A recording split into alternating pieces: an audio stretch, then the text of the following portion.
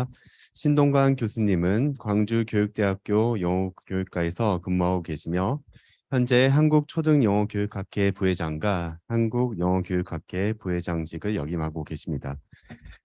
교수님의 주요 연구 분야는 AI 챗봇 활용 교수학습, AI 챗봇 기반 평가, 기계 번역기, 감성 분석, 영어 코퍼스 분석 등으로 최근의 기술적 진보를 영어 교육에 접목하고자 많은 연구를 수행하고 계신 것으로 알고 있습니다. 오늘 발표의 제목은 학습자 주도성과 AI 기반 에듀테크입니다. 신동관 교수님을 큰 박수로 환영해 주시기 바랍니다.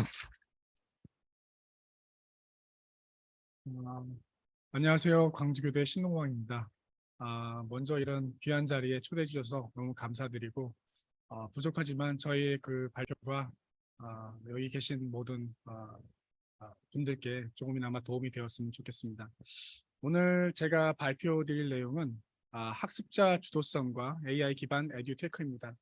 앞서 두 교수님들께서 너무나 발표를 잘해주시고 그래서 제가 좀 부담이 되는데요.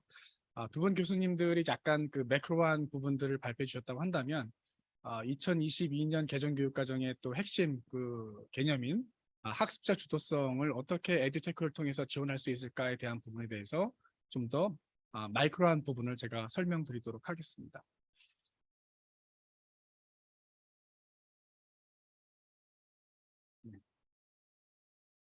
교육의 방향성인데요. 4차 산업혁명, 또 빅데이터, 인공지능으로 대표되는 AI 시대가 도래되었다고 얘기를 하는데 과연 이것이 교육에 어떤 의미가 있을까요?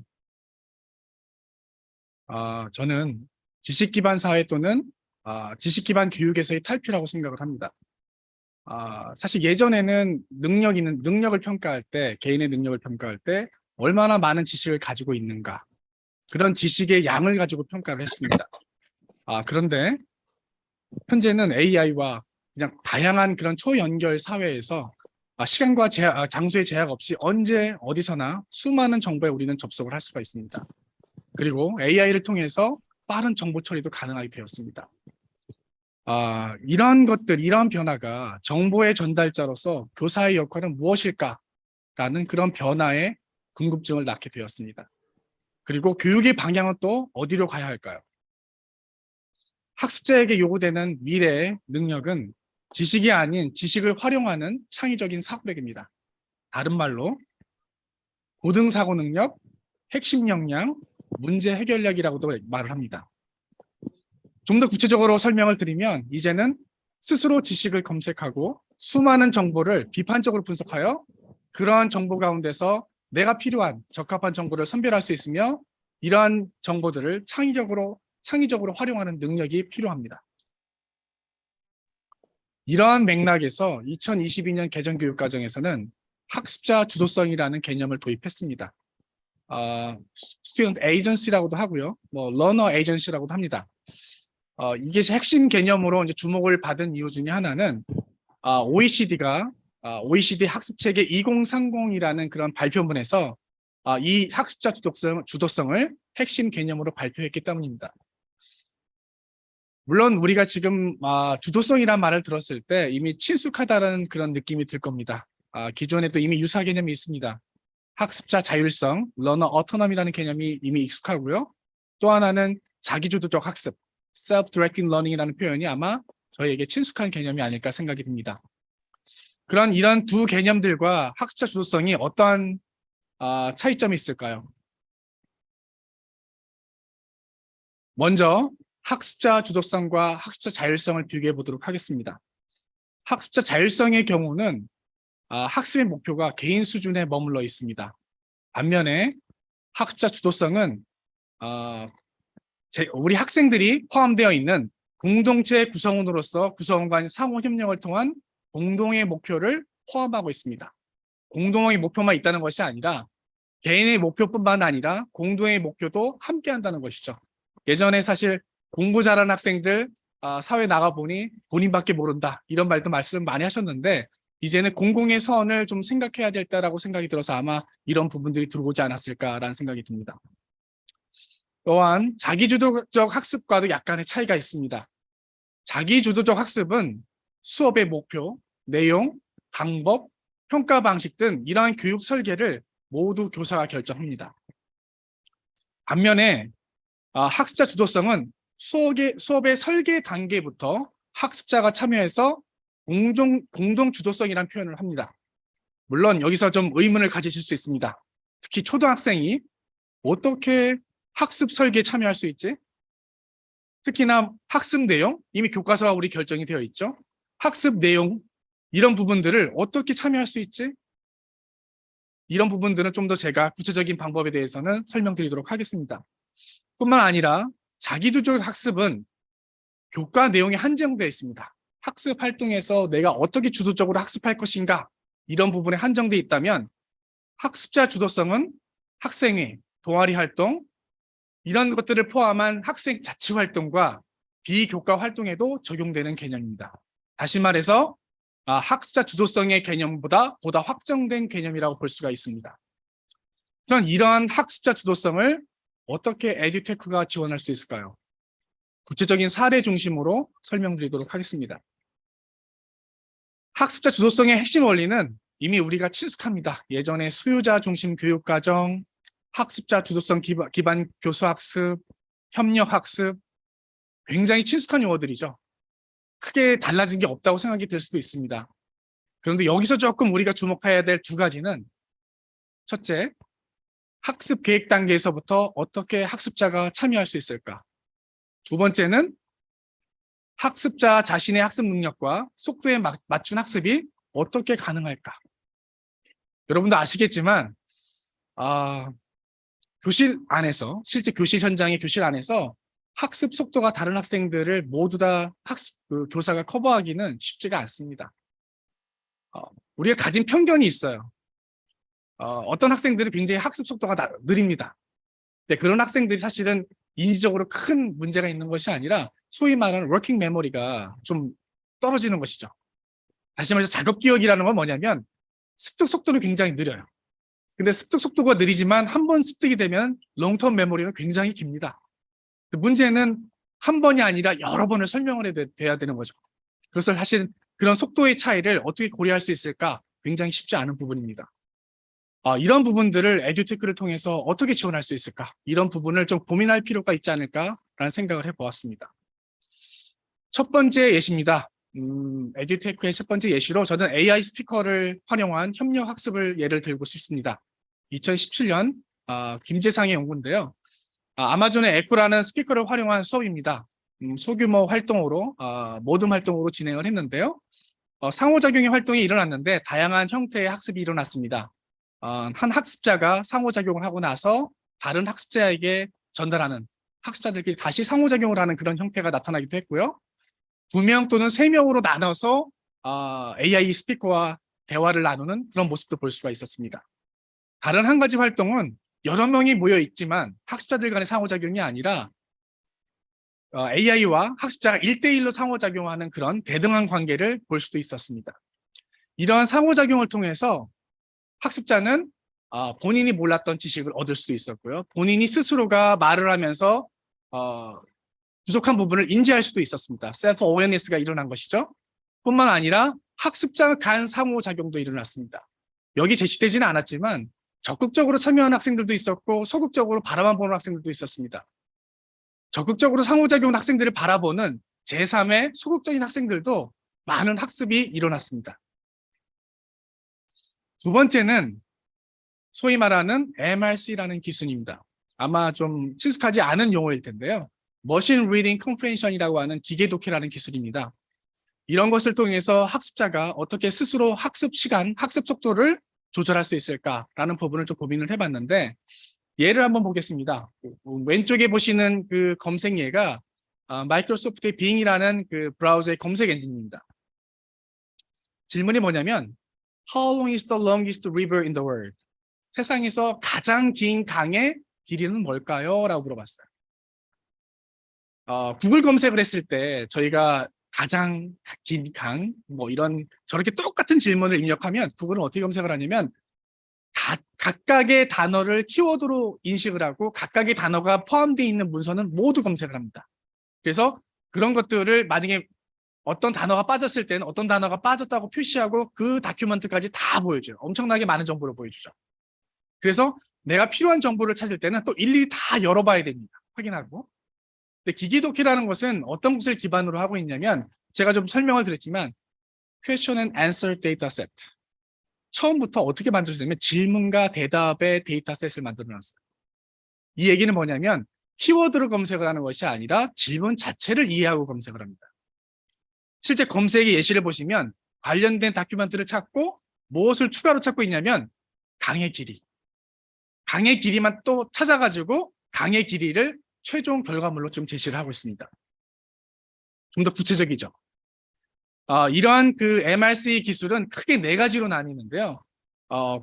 프로세스 하면 이제 빈칸 채우기죠. 그래서 빈칸에 들어갈 말을 추론하는 방식의 MRC가 있고요. 두 번째는 멀티플 초이스, 그러니까 선다형 문제에서 어떤 것이 답이 될 수 있는지를 찾아주는 그런 그 방식도 있고요. 세 번째는 저는 이게 가장 교육적이라고 생각이 드는데요. 스팬 익스트랙션 방식이라고 있습니다. 스팬 특정한 구간인데요. 특정 구간을 추출하는 방식인데 정답을 주는 것이 아니라요. 저희가 질문에서 질문을 하면 그 질문에 답변이 될 수 있는 부분을 찾아서 특정 구간, 저희가 지정을 할 수가 있죠. 프레이즈가 될 수도 있고 문장이 될 수도 있고 패러그래프이 될 수도 있고 그런 구간을 제시를 합니다. 그러면 학생이 그것을 보고 본인이 정말 찾으려고 하는 정답을 스스로 생각해 볼 수 있는 기회가 되는 것이죠. 마지막으로는 프리 앤서링 방식이 있습니다. 질문을 하면 정말 사람처럼 답변하는 방식인데 이러한 기술들이 최근에 챗봇 개발 방식에 지금 적용되고 있습니다. 실제 한번 예를 한번 보여드리도록 하겠습니다. 실제 들어가서 정말 실습해 볼 수 있는 그런 사이트인데요.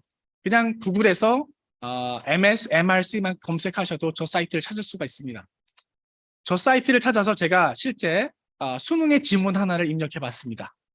그리고 실제 그 수능의 그 질문이 그 대입학 문제였거든요. 그래서 제가 뭐라고 질문했냐면 What is the main idea of this passage?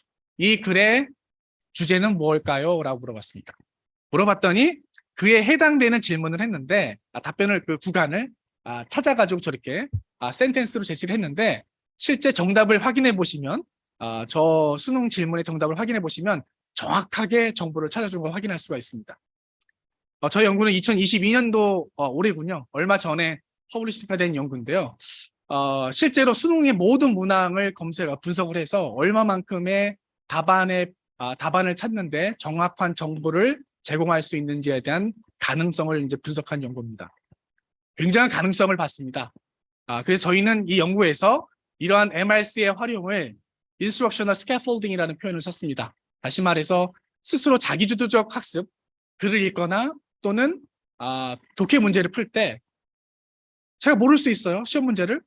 정답을 찾아보긴 싫어요. 스스로 문제를 해결하고 싶은데 선생님한테 뭔가 힌트를 얻고 싶은데 선생님이 다 봐줄 수는 없습니다.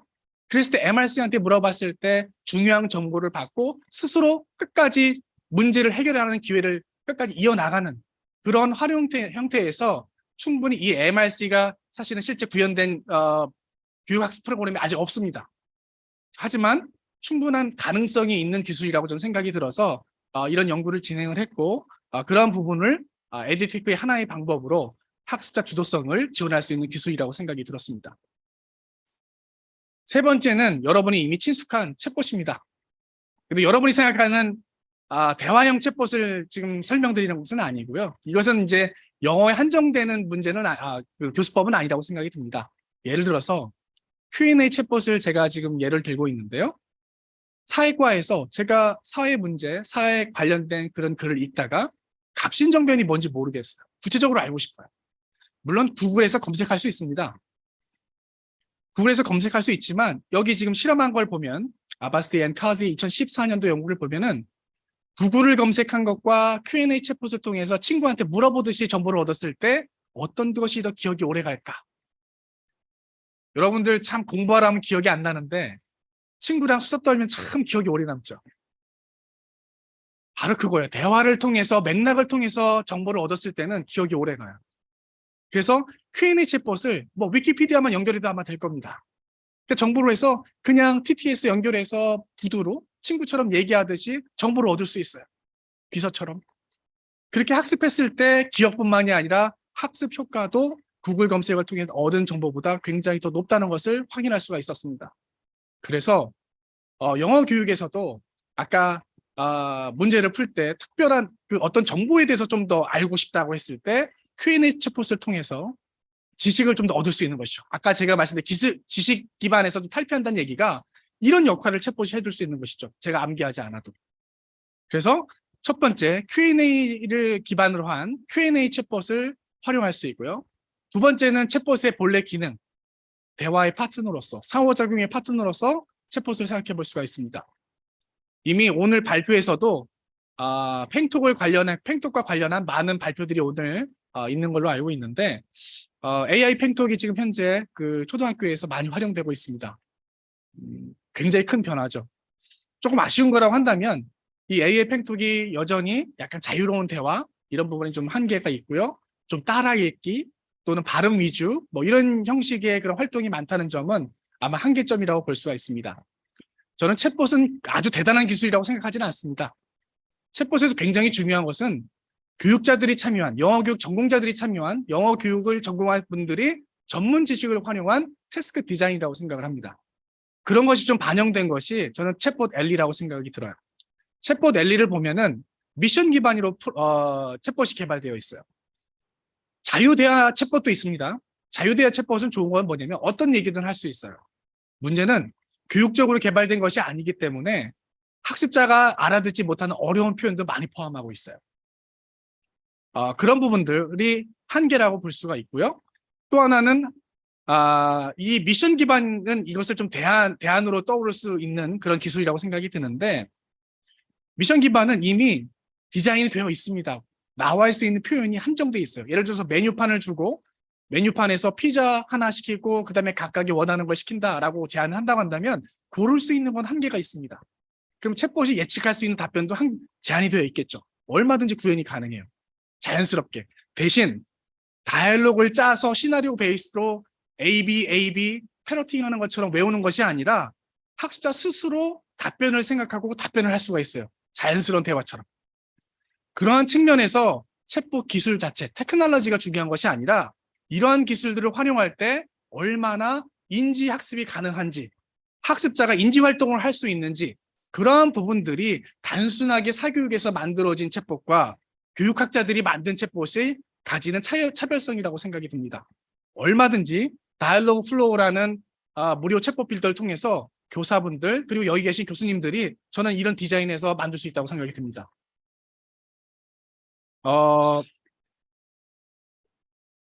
그 다음에 챗봇의 활용은요. IoT 기능입니다. 실제 AI 스피커가 IoT 기능이거든요. 사물 인터넷이라는 의미인데요. 실제 뭐 이런 형광등 같은 거 연결해 놓으면 불 꺼줘 하면 불 꺼주고요. 불 켜줘 하면 불 켜주고 음악 틀어줘 하면 음악 틀어주고 이런 역할로 만들어진 게 AI 스피커예요. 그런 역할을 사실은 챗봇에 심는 거죠. 단순하게 대화의 상대자 또는 지식의 정보를 제공해주는 상대자가 아니라 내 지시에 따라서 뭔가 피드백을 제공해주는 튜터형 챗봇을 얘기하는 겁니다. 아주 쉽게는 사전을 심을 수도 있어요. 이게 뜻이 뭐지? 하고 물으면 내가 검색하고 사전 검색하지 않아도 그냥 구두로 바로 설명이 나오는 것이죠. 그 다음에 번역 역할도 할 수 있어요. 이거 참 무슨 뜻인지 번역해 줄래? 번역 역할도 해줄 수 있습니다. 그 다음에 제가 예로 든 거는 자동 채점 프로그램입니다. 자동 채점 프로그램이 굉장히 요즘 상용화되어 있는데요. 이게 심지어 무료 사이트입니다. 무료 사이트인데 이런 자동 채점 프로그램들을 심어서 실제로는 내가 대화하면서도 영어로 챗봇이랑 대화하면서 내 대화문을 가지고 내가 대화하는 수준이 글의 수준이 어느 정도나 돼? 라고 물어보면 네 글은 봤더니 이러이러한 부분들이 좀 부족하긴 한데 잘하는 것 같아 라고 피드백을 줄 수도 있죠. 자동 채점이 탑재되어 있다고 한다면. 그래서 챗봇의 단순한 대화 기능이 아니라 저러한 다양한 기능을 넣는다고 한다면 챗봇의 활용 기능은 굉장히 확대될 수 있다고 생각이 듭니다. 실제 피드백입니다. 이 아까 사이트에 들어가서 보시면은 장르를 선택할 수가 있고요. 글을 3,000단어까지 쓸 수가 있는데 글을 쓰면은 저렇게 구체적인 피드백이 나옵니다. 점수뿐만이 아니라. 혹시라도 뭐 쓰기 활동 또는 쓰기 교육하시는 분들 필요하시면 활용하시면 되게 유용할 것 같습니다. 네. Virtual Writing Tutor라는 사이트인데요. 이런 측면에서 저는 챗봇의 다양한 활용 가능성을 얘기하고 싶고요. 마지막으로 저는 AI의 끝판왕이다라고 말하고 싶은데요. ATG라는 그런 기술을 얘기하고 싶습니다. ATG는 뭐냐면 Automated Text Generation이라고 해서 자동 지문 생성 기능입니다. 아마 아까 발표하신 분들도 굉장히 연관되는 그런 내용인데요. 어떤 기능이 있냐면 저기 보시면 왼쪽에 이제 조건들 보통 CD 인포메이션이라고 그래요. 아주 기초 정보죠. 첫 번째 장르를 선택할 수가 있어요. 저는 이제 판타지라고 넣었지만 어떤 분들 뭐 함정 소설 좋아하시면 디텍티브 스토리 뭐 이렇게 넣으면 되고요. 뭐 로맨스 좋아하시면 그 러브 스토리 넣으시면 되고 이렇게 입력을 하신 다음에 주제는 이제 키워드를 넣으시면 돼요. 저는 뭐라고 넣었냐면 프린세스, 뱀파이어, 캐슬, 시크릿 크러쉬 성에서 뱀파이어와 그 공주의 뭐 사랑 얘기 뭐 이런 걸 써줬으면 좋겠어. 뭐 제 아이디어를 그냥 넣었을 뿐이에요. 그리고 이제 초등 수준이어서 조건을 또 추가적인 조건이 있습니다. 또 여기 뭐 어려운 글도 수능 수준의 어려운 글도 써주긴 하는데 저는 뭐라고 넣냐면 kindergarten level 그다음에 easy word 그다음에 short sentence 좀 쉽게 써달라. 초등학생용으로 좀 만들고 싶어가지고 그랬더니 그다음에 이제 맨 아래 보면은 choose a tone이라고 돼 있는데 거기 보면 이제 톤을 설정할 수 있어요. 뭐 프로페셔널도 있고요, 프렌들리도 있고, 그 다음에 뭐 위티도 있어요. 전 좀 재밌는 글이었으면 좋겠어서 위티라고 선택했습니다. 그러면 한 번에 5개의 스토리씩을 만들어주고 더 원하시면 무제한으로 만들어주는데 그냥 막 누르시면 안 됩니다. 저 유료기 때문에. 그래서 오른쪽에 제가 사이트를 2개 줬는데 왼쪽에 있는 게 사실 제가 지금 보여준 카피 AI라는 사이트고요. 그 다음에 이제 하이퍼 라이트라는 사이트가 있는데 이거는 무료예요. 무료인데 써보니까 좀 성능의 차이가 있더라고요. 확실히 유료가 성능이 좀 좋았습니다. 그래서 오른쪽에 이제 지문이 생성되었는데요. 저 프로페셔널하게 하면 글도 좀 길어집니다. 그래서 보면은 대충 보시면 알겠지만 프린세스 그러니까 공주가 뱀파이어하고 데이트를 할까 말까 막 고민을 해요. 왜 고민하냐면 뱀파이어한테 너무 마늘 냄새가 나서. 나름 이 AI가 좀 그 유머를 구사한 거예요. 굉장히 재밌게. 그래서 과연 정말 이게 그러면 그 리딩의 그 머티리얼의 퀄리티로서 정말 이게 교육적으로 가치가 있는 거야? 라는 게 좀 궁금했습니다. 그래서 저희가 실험을 한번 해봤어요. 어떻게 해봤냐면 오리지널 단편 소설의 한 그 패러그랩을 하나 따고요. 그 다음에 그 패러그랩의 다른 파트를 저희 학생들, 교대 학생 중에서 영어를 조금 한다는 학생한테 서머리를 하라고 시켰어요. 학생이 쓴 글이죠. 대학생 수준에서 조금 잘하는 학생이 쓴 글이에요. 두 번째. 그 다음에 세 번째는 제가 키워드를 뽑아서 키워드를 뽑으면 아까 제가 5개 지문을 만들어준다고 그랬는데 비슷한 글이 나오는 게 아니라 5개가 스토리가 다 달라요. 그래서 그 중에서 제가 3개 정도를 발췌를 해서 키워드를 뽑아서 뭐 공주도 나오고 뱀파이어도 나오고 뭐 이런 글들을 뽑아서 여기서는 지금 사실은 오리지널 패시지에서 뽑은 키워드가 좀 다르겠네요. 그래서 3가지의 AI가 생성한 지문 3가지를 넣어서 블라인드 테스트, 소위 말하는 튜링 테스트라고 그러죠. 얼마나 잘 사람과 구별할 수 있는지. 누가 썼는지 모릅니다. 그래서 학생들 한 80명 정도가 웨이팅을 해봤어요.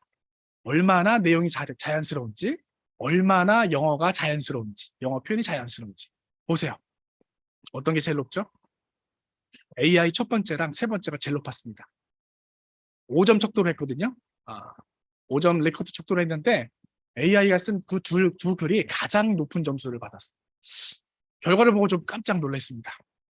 뭐 다른 실험에서는 사실 여기에 포함되지는 않았지만 알려줬어요. 이게 AI가 쓴 거다. 이거 사람이 쓴 거다라고 알려주고 나서 저걸 다시 평가하라고 했어요. 그랬더니 재밌습니다. 사람 점수가 올라가고 AI 점수가 떨어지더라고요. 알려주고 나니까 그때는 이제 좀 달리 봐요. 근데 블라인드로 했을 때는 저렇게 AI 점수가 더 높았습니다. 저는 이걸 보고 충분한 가능성을 봤어요. 그래서 실제로 초등학교에서 제가 실험을 또 해봤습니다. 어떤 실험을 해봤냐면 아까 이제 설계 단계에서 어떻게 학습자가 참여할 수 있는가 그 예시입니다. 저는 이제 학습 내용, 설계 부분에서 학습 내용 부분에 저는 이 부분을 적용해 봤는데요. 그 3개 학급에서 소그룹으로 나눠서 실험을 했어요. 학생들 스스로가 읽고 싶은 글의 장르를 선택해봐라. 지금 썼죠? 판타지, 공포, 액션 본인들이 쓴 겁니다. 그 다음에 등장인물은 누가 등장했으면 좋겠니? 라고 본인들이 결정한 거예요. 그 다음엔 그 이벤트가 일어나는 장소는, 그리고 그 이벤트는 뭘로 할래? 이런 걸 결정하겠습니다. 이런 걸 결정해서 선생님의 도움을 받아서 저걸 영문 조건으로 넣어서 입력을 했습니다. 입력을 했더니 AI가 저런 글들을 생성해 줬어요. 물론 어려운 부분 그 표현들이 나온 경우에는 선생님이 조금 수정도 했습니다. 이렇게 생성된 지문을 가지고 매주 하나씩 각 팀에서 만들어 가지고 전체적으로 수업을 했어요. 자기가 본인이 만든 건 아니지만 본인이 참여하고 아이디어를 낸 글을 가지고 전체 학생들이 수업을 하는 것이죠. 수업 시간에. 그렇게 했을 때 어떤 만족도가 있을까 궁금했어요. 본인이 참여했을 때, 학습 내용에 참여했을 때. 그리고 후속 활동으로 이런 것도 했습니다. 지문으로 만든 거 가지고 4컷 만화도 그려봤어요. 직접 그리기도 했고요. 요거는 이제 어플이에요. 그 안드로이드 폰밖에 안 되는데 4컷 만화라는 어플을 깔아서 이게 이제 자동으로 약간 그 그림을 그리는 걸 도와주는 프로그램인데, 저렇게 해서 이제 만화도 그려봤습니다. 프로그램을. 뭐 온라인 사이트에서는 뭐 투닝이라는 그런 사이트도 있어요. 그건 데스크탑용으로 쓸 수 있는 프로그램인데, 그런 걸 활용해서 실제 저런 후속 활동도 해봤습니다. 스스로 동화책도 만들어 보고. 그랬더니 뭐라고 얘기했냐면, AI가 만들어진 글 가지고 공부를 했더니 조금 더 내가 참여도가 높아진 것 같다라고 얘기했을 때 아주 동의한다, 그 다음에 동의한다, 이게 78%였어요. 그 다음에 조금 더 집중할 수 있냐? 수업에 집중할 수 있었니? 내가 참여한 글로 가지고 수업하니까 조금 더 집중할 수 있었니? 집중에 도움이 됐어? 라고 얘기했더니 약 77%. 그 다음에 그럼 이런 글들을 앞으로 계속 읽을래? 라고 했더니 53%. 읽는 건 싫어합니다. 그래도 중요한 거는 50%가 넘었어요. 중요한 거는 본인이 참여했다는 게 굉장히 중요했죠. 내가 참여한 거를 띄워놓고 다른 학생들이 같이 공부하고 있다는 거. 그게 굉장히 스스로가 자랑스러웠던 거죠. 저는 학습자 주도성, 이런 부분들이 실제 설계에 굉장히 설계 단계까지 반영하기에는 굉장히 어렵다고 생각이 드는데, 이런 AI 기술을 활용한다 그러면 처음부터 학습 설계 단계부터 저는 어느 정도는 참여가 가능하다. 나이에 상관없이. 그런 가능성을 봤기 때문에 오늘 이 기술을 소개하고 싶었고요. 영어 교육의 과제와 그 지향점에 대해서 한번 정리를 한번 해보겠습니다. 2022년 개정교육과정은 학습자 주도성과 같은 정말 미래 교육의 핵심이 될 수 있는 그런 개념들을 포함하고 있습니다. 그래서 정말 가치가 있다고 생각이 듭니다. 그렇지만 아쉽습니다.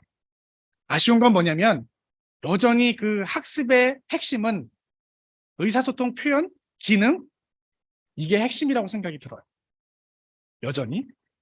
물론 아까 말씀드린 바와 같이 교과서가 없는 국가도 많습니다. 선진국들이 거의 교과서가 없어요. 근데 이 교과서를 만들지 못하는 이유 중에 하나는, 만들어야 되는 이유 중에 하나는 뭐냐면 선생님들이 원하세요. 교과서가 없다고 한번 생각을 해보세요. 교사의 전문성이 요구될 겁니다. 그거 좋은 겁니다. 전문성이 요구된다는 거에는 그만큼의 책임이 따라요. 학습을 다 교사가 그만큼 준비를 많이 해야 돼요. 얼마나 힘들겠습니까? 교과서가 있으면 얼마나 사실 편해요.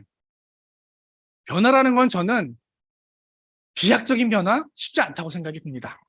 굉장히 점진적인 변화, 특히나 국가교육과정이라는 건 더더욱 그렇고요. 그래서 아마 우리의 개정교육과정이라고 변화했지만 만족스러울지 않을 수 있습니다. 모두를 만족시킬 수는 없다고 생각이 듭니다. 하지만 조금이라도 저는 이 개정교육과정이 앞으로 나가고 있다는 것은 알 수 있습니다. 그리고 더 앞으로 나가야 된다고 생각을 합니다. 그러한 측면에서 저희의 역할은 어떤 부분이 있냐고 한다면, 저는 이걸 예를 들고 싶어요. 오성재회 2016년에 재미있는 연구가 있었습니다. 경제학자거든요. 경제학자가 교육에 관련된 연구를 발표한 거예요. 최근에는 사실은 교육학자들보다 경제학자들의 입김이 더 커요, 교육에. 왜 그러냐면 근본적인 문제를 보는 거죠. 학습 격차에 대한 부분인데요. 이쪽에서 이제 발표한 게 뭐냐면 기회 불평등 지수라는 건데, 개천의 용지수라는 걸 발표했어요. 말만 들어도 뭔지 알겠죠. 환경에 상관없이 그 환경을 극복하고 얼마나 학습에 성공할 수 있을까, 계층의 변화를 이룰 수 있을까, 이런 거를 측정한 지수입니다. 2016년 당시에 저거를 극복한 학생 수가 약 20%였어요. 저는 지금은 10% 미만이라고 생각이 들어요. 이미 그때도 뭐라고 얘기했냐면 가정이 소득이 높을수록 그 다음에 부모의 학력이 높을수록 그 격차는 해가 갈수록 더 커진다라고 발표를 했습니다. 아주 우물한 얘기죠. 우울해요. 이런 얘기만 들으면. 세상이 왜 그럴까? 저희가 한탄할 수도 있습니다. 그리고 교육자로서 저희는 여기에 초점을 둬서는 안 된다고 생각이 듭니다. 이건 사회 경제적인 정책이에요. 우리 교육자가 바라봐야 될 것은 과연 그 20%, 성공한 20%의 특징이죠. 그러한 불평등 속에서도 열악한 환경 속에서도 어떻게 교육의 성공을 이루어냈을까? 그들은 어떠한 노하우를 가지고 있을까? 그런 노하우들을 우리는 다른 학생들한테, 어려운 학생들한테 어떻게 전수해 줄 수 있을까? 저는 교육자로서 그 점을 봐야 된다고 생각이 듭니다. 암울한 부분이 아니라요. 희망을 봐야죠. 재밌습니다. 결과가 공교롭게도 어떤 특징이 있었냐면 공통적으로요.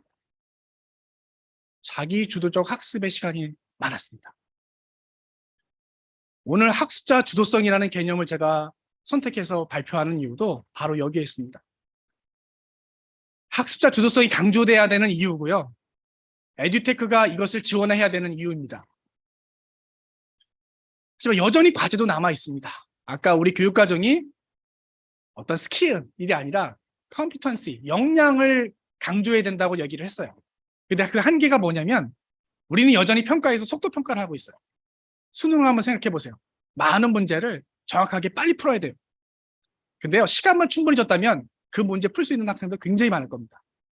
시간이 쫓겨서 못 푸는 학생들 많을 거예요. 그럼 과연 역량이라는 게 뭐냐? 시간에 제약 없이 평가하는 것을 역량 평가라고 얘기합니다. 근데 우리가 교실 수업 시간에 역량 평가 가능할까요? 이게 한계죠. 하지만 우리는 지금은 가능하지 않더라도 그 방법을 찾아 나가야 됩니다. 이게 우리의 과제고 숙제죠.